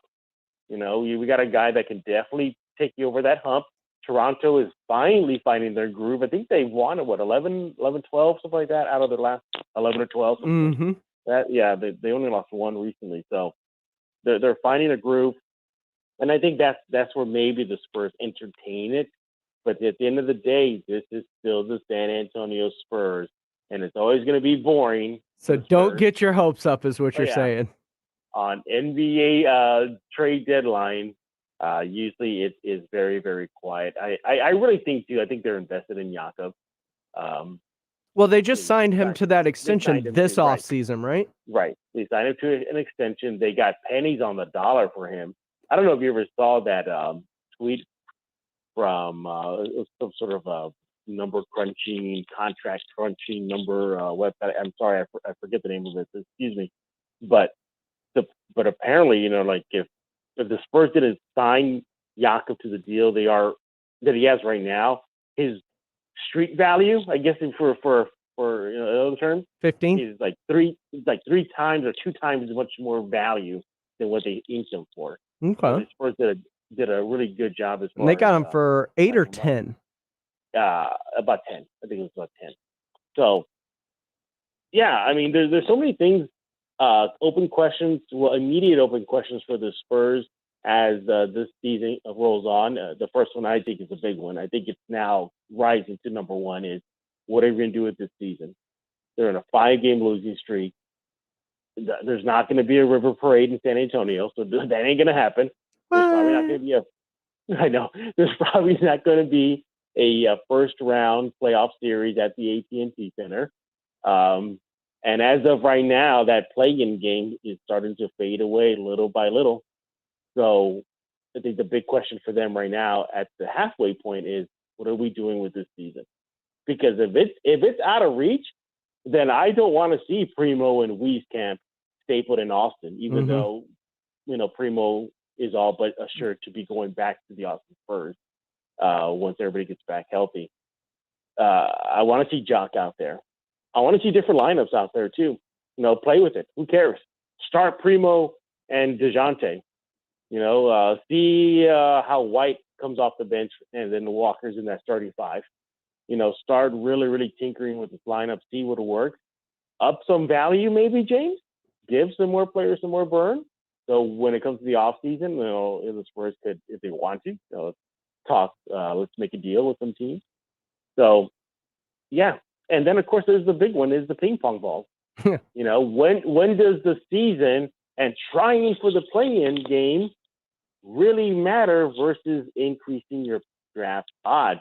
Look at the Cavs last night, Dave. You and I talked about this during the game. Mm-hmm. We were chatting. Cavs kind of did it right, although they were forced to. I don't think they were intentionally, but the point of the matter is you get yourself a top 3 pick. I don't know. They got some guy out there. What's his name? The big man. Evan Mobley, Darius Garland, Colin Sexton. I don't know. They got a couple of high lottery picks. Yeah, high. Not 11. Not constantly at 29. You're talking top 5 into that top 10. And look at them now. That talent is coming together. And then traded for Jared Allen and Mallory Markkinen. By the way, how much were you heard seeing Laurie wearing the wrong jersey at the NTC Center? Yeah, I know. We're not going to mention. We're not going to the fact that he wasn't there. Although you were probably like fighting back the smile when he just dunked it on the entire San Antonio Spurs roster. That was you were snickering a little bit, yes. But the proof is there. Look at the Cavs. The proof shows that maybe they were not trying to tank, but the point of the matter is they still got themselves some top quality, top 10, top 5 talent that's making a huge difference. I was shocked to see just how good Cleveland was. I didn't expect all that. I didn't expect those defensive numbers. I didn't expect the record. I didn't expect when I was previewing the game, to go shift draws. It's like, oh, they're actually a good team. Yeah, this is a very long, athletic, from Jared Allen to Markkinen, Mobley. Yeah, I mean, Isaac Okoro. Oh yeah, so the Spurs definitely need to follow that path, in my opinion, if they want to come back to prominence. And look, it's almost eerily similar that the Spurs and Cavs are in the same boat. You lose LeBron James, guess what? You kind of have to start all over again. You lose Kawhi Leonard, you kind of have to start all over again. Mm-hmm. So, hopefully the Spurs, get to the point where they make a decision. I think they should do that fast because a 5-game losing streak heading into tonight's game versus the Clippers, where the Spurs have lost 3 straight to the Clippers in San Antonio. That doesn't bode well, but it's not like the Clippers are, shaking, making the NBA quake right now, so I don't know. This is just an interesting season and a rebuild season. I was surprised to see Popovich too, very jovial after the loss. He was laughing and joking, having fun with media, poking fun with them, asking for more questions. I mean, that was unusual, but that just goes to show you the mindset of this team right now and where they are with this season is that they understand it is what it is. And you keep on hammering that too, James, whether it's on the Blitz or Saturday Morning Hangover or on Locked On Spurs. What do you always tell me for the audience? They are who they are. That is them. They are who I've always thought they were going to be. And everything they've shown me to this point this season is that the lone exception is DeJounte Murray is a borderline all-star. Yeah. He is playing at an all-star level, much like DeMar was the year he was snubbed. Has he done enough to maybe kind of lock up the MIP? I mean, that you can go ahead and etch his name on the trophy. You can etch his name. Yeah. I think he's there. I think he's really going to make the voters really kind of like, yeesh, Yeah, we can't ignore what he's doing, but yeah, they are who they are. It makes me want to go back to my Vegas bet now because it's not shaping up well, James, right now. Oh, you took the over, right? Yeah, I took the over. What did I tell you to do? And I was in Vegas, and you and I were on the phone, and I'm staring at the MGM monitor that's in front of me, and I'm calling Pledger. And I'm like, James, do I do it? Do I do it? And James is begging me, no, don't do it, Jeff, don't do it. And you Vegas knows. It's a sucker bet. You were on the phone with me, and you broke it down for me. You were like, let's go by team, by team, by team. And then I'm sitting there in the MGM lounge, like, I don't know, James. There's no way they got to at least get 30. I mean, 30. And here we are. 15 wins over halfway through the season. It was a sucker's bet. Oh, I still remember pressing that monitor like, yes. Maybe they get on a hot streak and you can close that thing out. Oh, man. I'm just going to kiss it goodbye already. I'm ready at that point. He is Jeff Garcia. You can follow him on Kins5 on Twitter at Jeff G Spurs Zone. And of course, you can listen to all his content on the Locked On Spurs Network. Jeff, thanks so much for the time this morning. All the time, man. Yep, the sports stars there. Yep, and Carl's coming on Monday. So we finally got a Carl Schoening sighting on Locked On. Yeah, he did his recording on Friday, so he debuts on Monday. So check it out. And he's very, very, very primo. You'll see. You'll see. I have no doubts. Appreciate the time, Jeff. That is Jeff Garcia. Catch him on Twitter at Jeff G Spurs Zone. When we come back, though, we are going to talk some Texas A&M recruiting as Travis Brown of the Eagle will join us next right here on the Saturday Morning Hangover on San Antonio Sports Star, ESPN AM 1250, 94.5 FM, and we are always on the go at sasportstar.com. Why does Walgreens offer copays as low as $0 and 90-day refills? Because we care about Medicare, so you don't have to. I mean, do you really care to hear me go on about same-day prescription delivery making your life easier? Or how there's a pharmacy expert available 24/7 and one-click refills? Well, I just did anyways. Fill your Medicare prescriptions with Walgreens and save. $0 copays apply to Tier 1 generic drugs and select plans with Walgreens as a preferred pharmacy. Restrictions apply. See walgreens.com/Medicare for complete details. Mother's Window Tint, your car stereo, and auto security headquarters has discounts piled to the ceiling. That's right, every store, Austin and San Antonio, and especially the Bandera Road store in San Antonio has discounts on everything. Car stereos, car alarms, and especially the window tint you want. Dark window tint. Also, make your car go thump, thump, thump, mother thump with new subwoofers and an amplifier. That's right. We can even hook it up to your existing factory car stereo. Get to Mother's Window Tint today. Check us out online at motherswindowtint.com or give us a like and a follow on Facebook. Tell your friends. Come on in. We've got those discounts stacked to the ceiling at Mother's Window Tint. Remember, do it at Mother's and save. This whole wall needs to be shelving too. This is a focal point in our restaurant. Leilani's new restaurant will have the largest wine cellar in the city. She needs a robust sommelier with notes of procurement manager. 3 sections for France. I mean, this is the biggest. Indeed can help her hire great people fast. I need Indeed.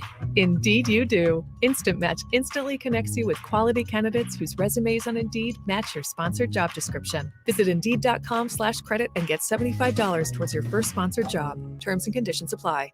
Ad paid for by Anthem Tax Services. Attention! If you or your business is behind in filing your tax returns, or if you owe over $10,000 in back taxes to the IRS, please listen carefully. The IRS does not joke around and will not stop their collection efforts. If you're tired of the IRS letters, levies, liens, or wage garnishments and would like to get a fresh start, we can help.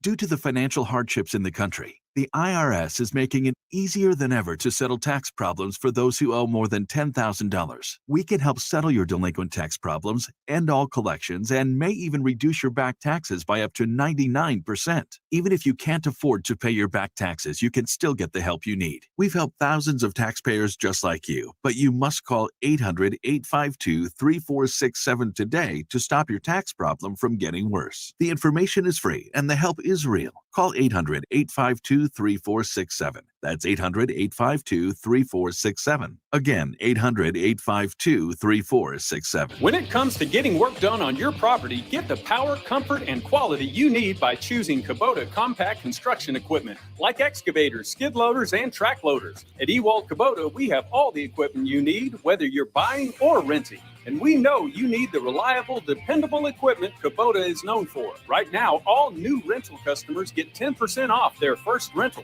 This is our way of saying welcome to your neighborhood Ewald Kubota dealership. For more information, visit ewaldkubota.com. You could save big when you bundle your home and auto with Progressive, but when we just come out and say it, it feels like it falls a bit flat. So we're going to sing it.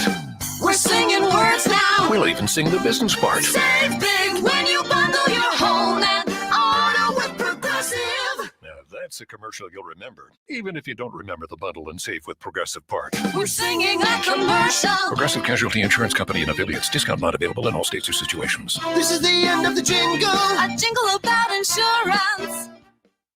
Gentlemen, now you can find the best brands and fits for you without even trying. Just follow these easy instructions. Step 1, shop a personalized store that does all the work for you by customizing a selection for your taste and body. Step 2, level up your closet with the best brands and fits with little to no effort. Not trying has never looked so good. Introducing Stitch Fix Freestyle, your personalized store. We're so you. Hey, San Antonio Sports Star listeners, this is Michael Kielbasa with Kielbasa Smoked Meats. Thanks to fans like you, you can now buy Kielbasa products just about everywhere. We hope you continue to enjoy our handcrafted, small batch smoked meats because we sure enjoy making them for you. So grab some today and let me know what you think. My number's on the back of every pack. Right by my promise that if it's not the best you've ever tasted, I'll give you your money back. Find Kielbasa at a store near you today.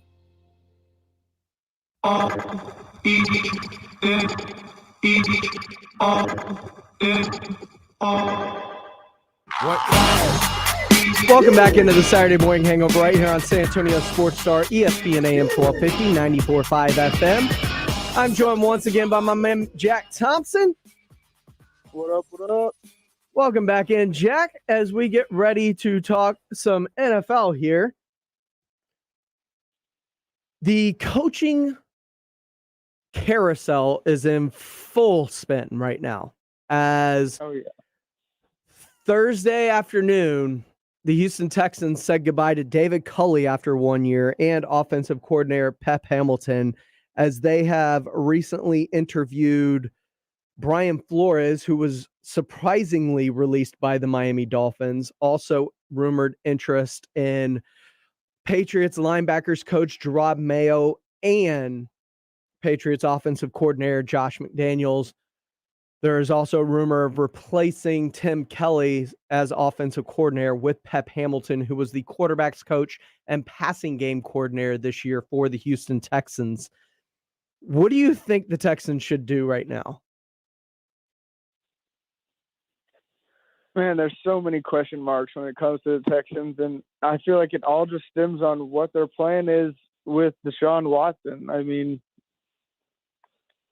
he's the biggest move you got to make here. If you're keeping him, are you moving him? What's going on? But as far as coaching goes,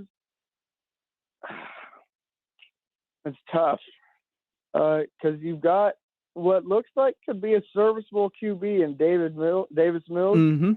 Some pretty strong games through the latter end of the season. So arguably the second best rookie this year behind Mac Jones.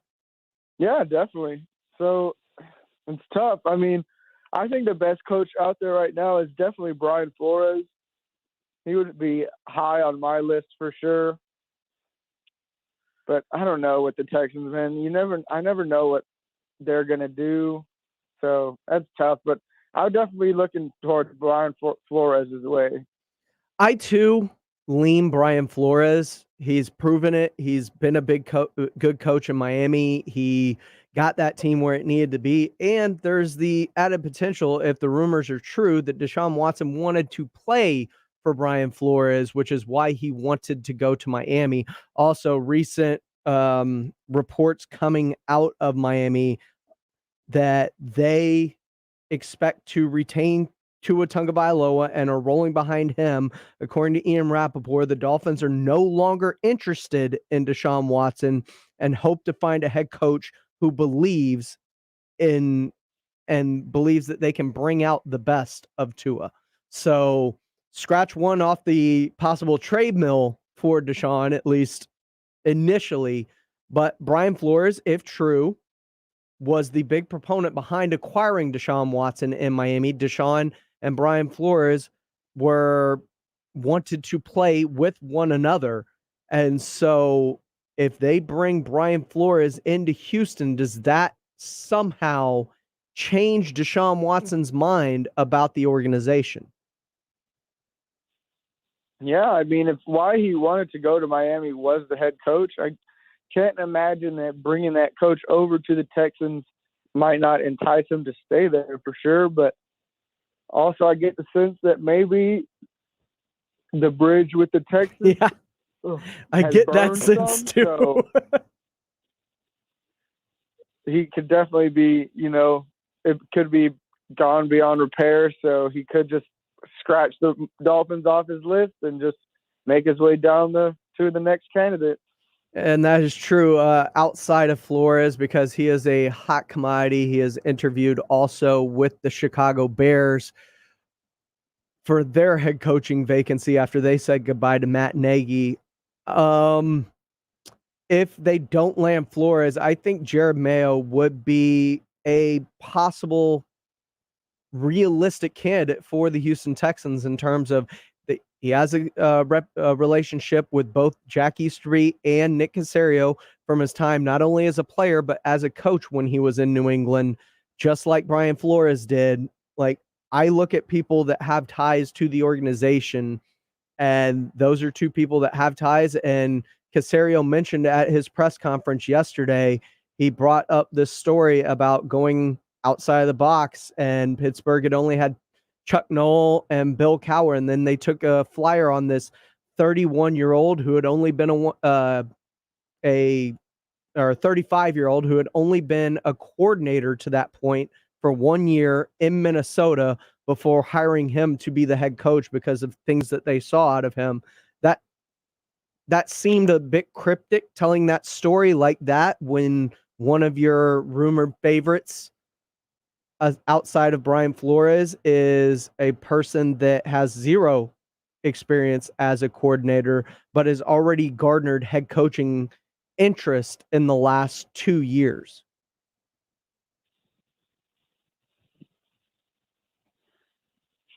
There's so many questions with the coaches right now, man. I don't know who's going to end up going where. I just really hope that the Cowboys can maintain who we have. Well, here's the thing, and that's where I'm transitioning to next, Jack, is Dan Quinn feels like he's all but gone. He is a name that is in every single head coaching vacancy, it feels like. He's been in Jacksonville. He's been in Miami. He's been linked to the Bears, to the Broncos.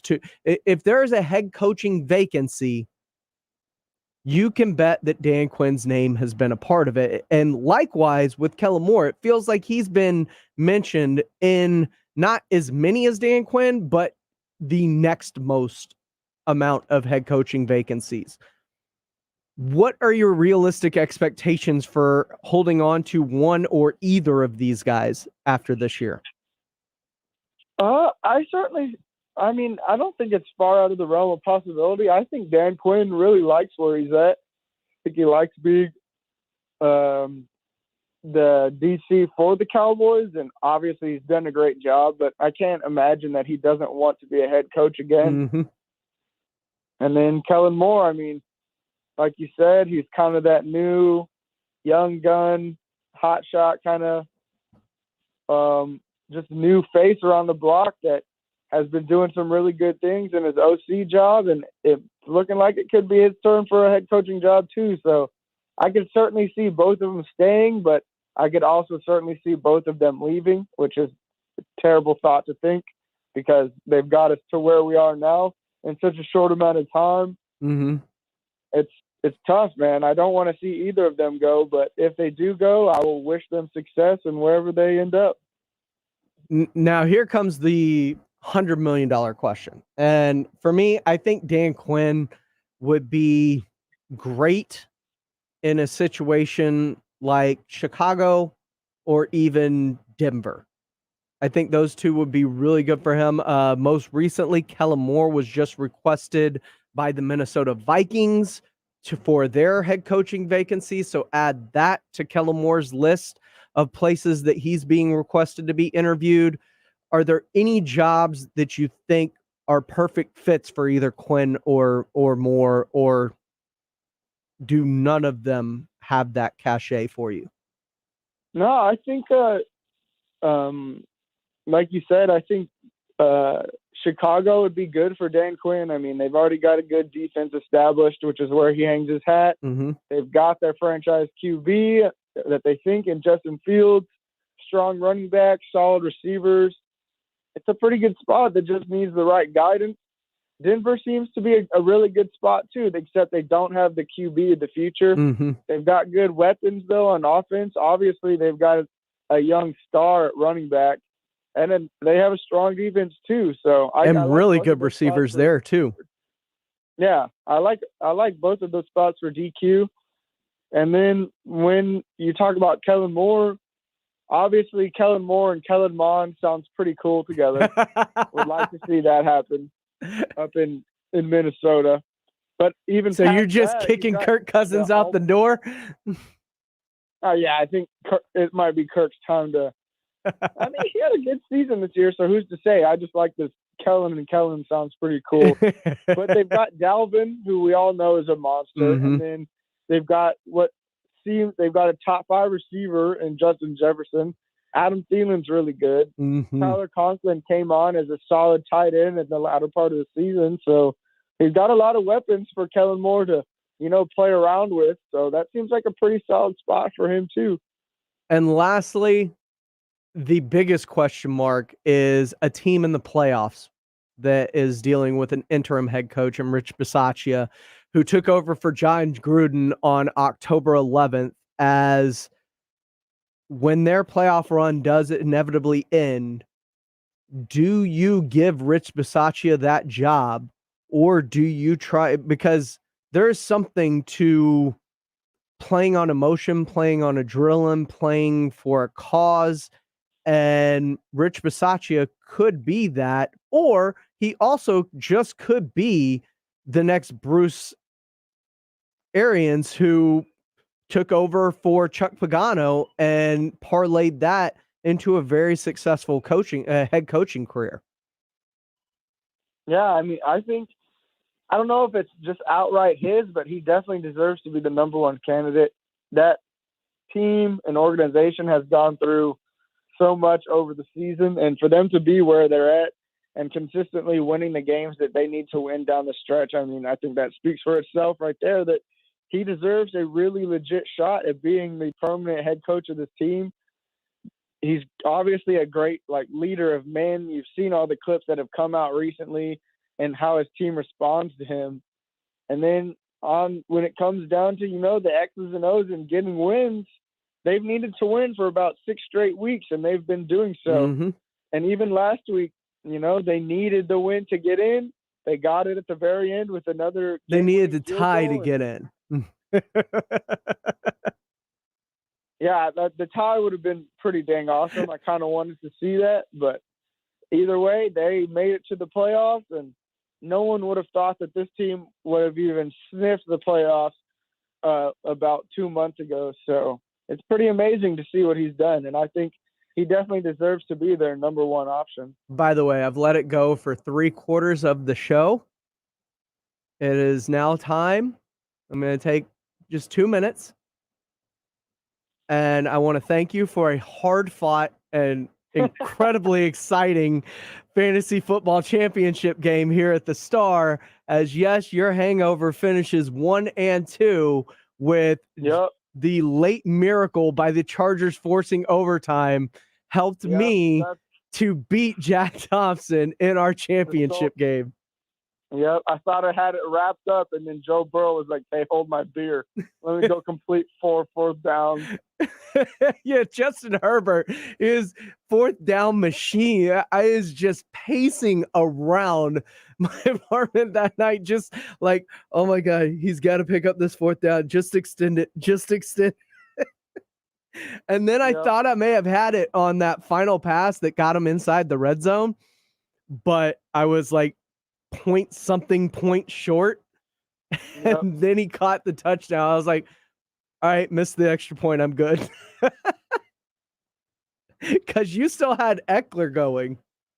I did. And he got those 2 early touchdowns and got you out to a huge, huge league. But, I mean, second place, nothing to scoff at. And you've done pretty well, just as I have in fantasy this season. Yeah, I mean, I had a really good season, but I ended up losing in 3 championship games. Oh, no. Pretty crappy there. Let me guess, you played Joe Burrow a whole lot? No, my team just didn't show up at the very end, man. I lost 1 game by less than 2 points, so that was horrific. Yeah. And then just had nail biters at the end that just kind of ran away from me. But, yeah, it is what it is. It is what it is. It is what it is. Well, it is what it is. The show is almost over. We're going to put a bow on it. Coming up next, right here on the Saturday Morning Hangover on San Antonio Sports Star, ESPN AM 1250, 94.5 FM. And, of course, as always, we're on the go at sasportstar.com. I can't wait to watch you guys play. We're ready for y'all. Let's go. The NFL playoff picture is coming together. Let's go. Let's go. Are you ready? You gotta go out there every play and earn it. Hear it unfold on San Antonio Sports Star. I like it. We're serving up all the biggest games you can handle. Dominate on 3, 1, 2, 3, dominate. Get all the action live on San Antonio Sports Star. 180. Wait up. ESPN 1250 and 94.5 FM. At Thomas J. Henry Law, we strive to provide the highest level of service in the industry. But don't take our word for it. See what our clients have to say. With more than 2,700 5-star Google reviews, Thomas J. Henry is among the highest-rated attorneys in town. Don't leave your case to chance. Contact Thomas J. Henry today at tjhlaw.com/radio. That's tjhlaw.com/radio. San Antonio, Texas. Mother's Window Tint, your car stereo, and auto security headquarters has discounts piled to the ceiling. That's right, every store, Austin and San Antonio, and especially the Bandera Road store in San Antonio has discounts on everything. Car stereos, car alarms, and especially the window tint you want. Dark, dark, dark window tint. Also, make your car go thump, thump, thump, mother thump with new subwoofers and an amplifier. That's right. We can even hook it up to your existing factory car stereo. Get to Mother's Window Tint today. Check us out online at motherswindowtint.com or give us a like and a follow on Facebook. Tell your friends. Come on in. We've got those discounts stacked to the ceiling at Mother's Window Tint. Remember, do it at Mother's and save.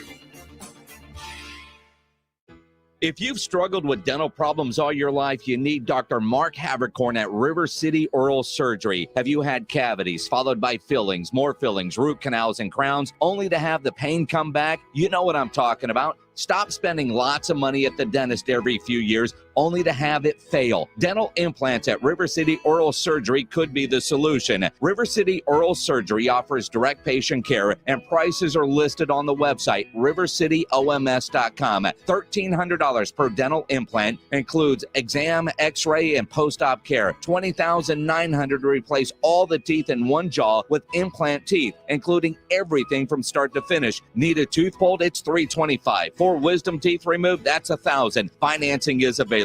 You don't need a referral. Just call and make an appointment. Imagine no more tooth pain. Call 210-778-0002 for River City Oral Surgery. Online at rivercityoms.com.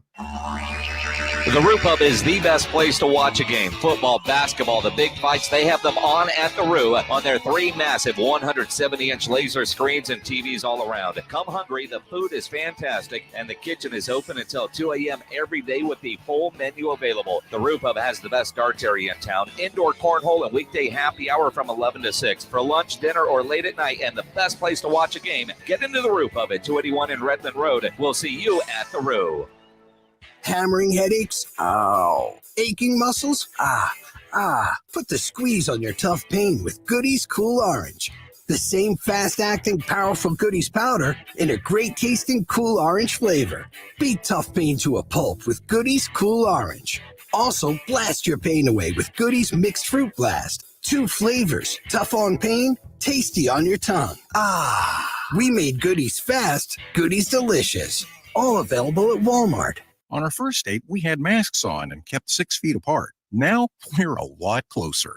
Just like Cliff and Deb, thousands of singles over 50 found their perfect match on Silver Singles last year. I feel like I'm 20 years old again, and I'm pretty sure she feels the same way. Rediscover the magic of dating with Silver Singles, the exclusive community for singles over 50. Sign up today and receive daily matches you won't want to miss at silversingles.com/radio. silversingles.com/radio.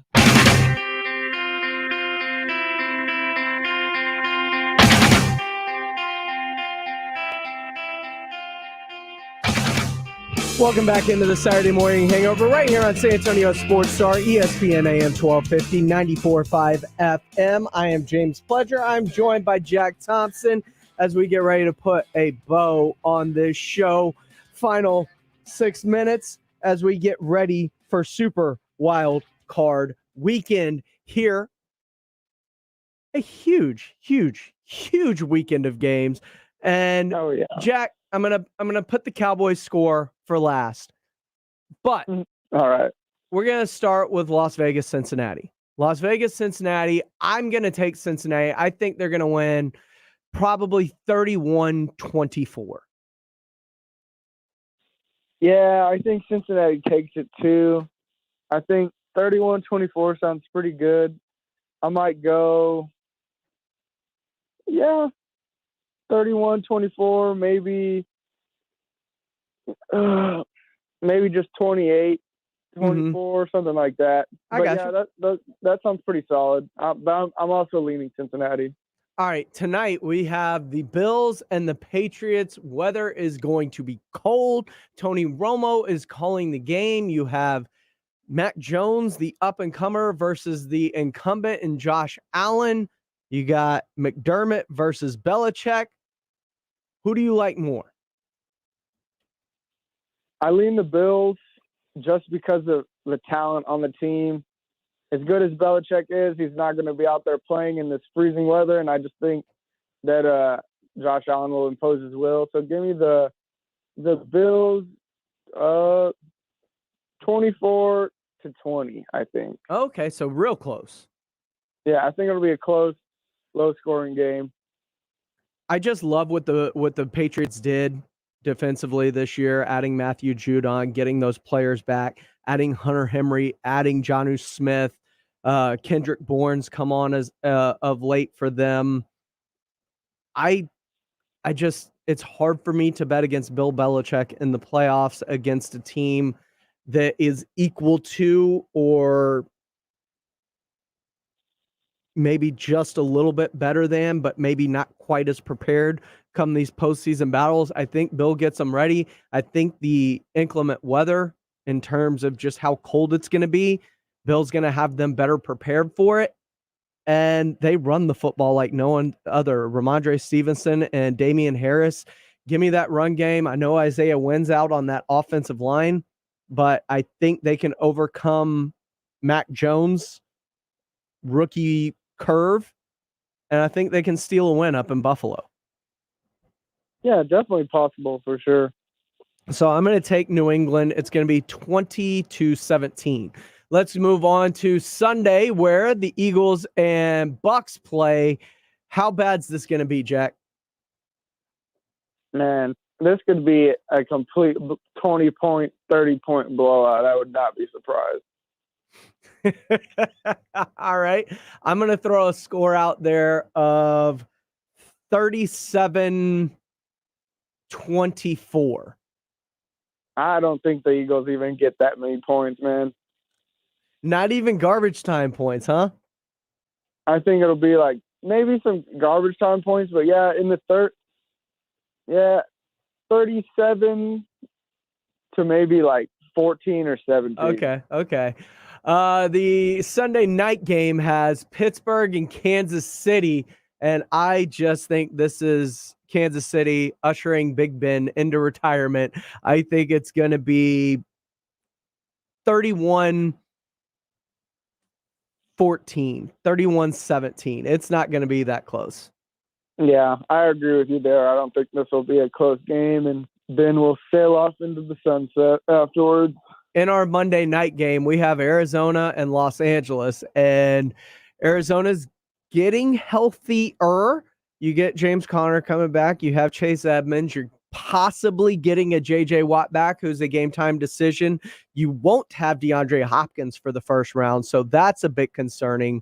While the Rams, I just don't know what to make of them. Defensively, I feel like they should be better than they are.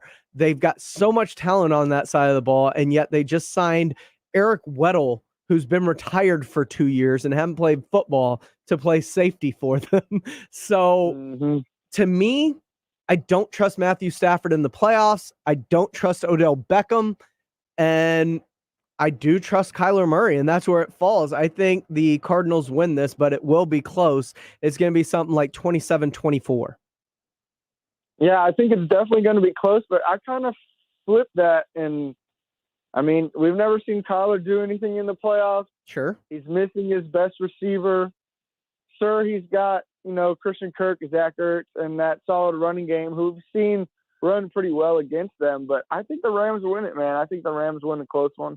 All right, 1 minute left here. It is time to talk about Cowboys and Niners, which you can catch right here on San Antonio Sports Star tomorrow afternoon, starting at 2:30, 3:30 kickoff up in Jerry World. You can also join Michael Jimenez and myself out at Twin Peaks 410 and 151 to join us for a watch party. I'm taking San Francisco, and come out into Twin Peaks and tell me how wrong I'm going to be. But I like their run game, and I think they win 24-20. Interesting. All right. Well, I'm going with the boys here. Got to go with my guys. You them boys? Give me the boys. Is it big?